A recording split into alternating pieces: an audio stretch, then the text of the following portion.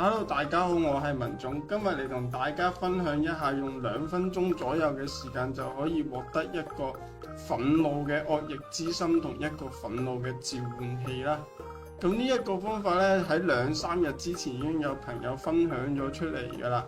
咁但係咧我見好似仲有一大部分人係未知道嘅，所以我就再同大家講下啦。呢個方法嘅原理咧係同冰川嗰個任務嘅原理咧其實係一樣嘅。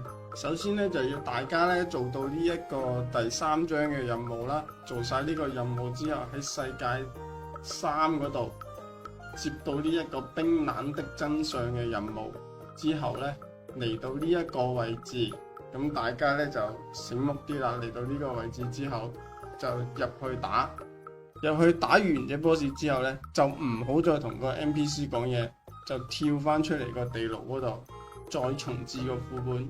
我而家就試俾大家睇下。嗱，好似呢個圖咧就好簡單嘅啫，成幅圖咧跑圖咧就唔使1分鐘，打怪咧又唔使1分鐘，過劇情又唔使1分鐘，加埋咧2分鐘多啲咁啊搞掂噶啦。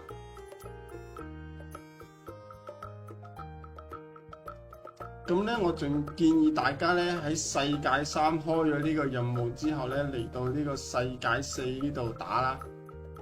怪物嘅強度係一樣嘅，但係咧佢最後尾嘅時候跌落嗰個惡役之心個強度咧，我發現係強少少嘅。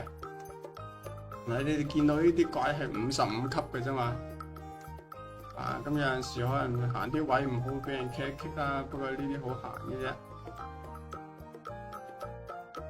好，跟住就直接跑到嚟呢度。幅圖都係咁嘅，每一次任務都係咁跑嘅啫，好簡單嘅啫。下面就開始2倍速度播放啦。咁打到最後尾嘅時候呢，打完隻 boss， 記住千祈唔好同 NPC 講嘢。撳 E 離開地牢，再撳 ESC 離開遊戲，再次進入遊戲。咁即刻咧就會去到地牢門口嗰度噶啦，行都唔使行嘅，再入翻個地牢咧就重置咗呢一個副本噶啦，跟住不斷循環就得噶啦。今期影片就嚟到呢度，如果唔識重置嘅話就可以睇到最後嘅。好啦，我哋下期再見，拜拜。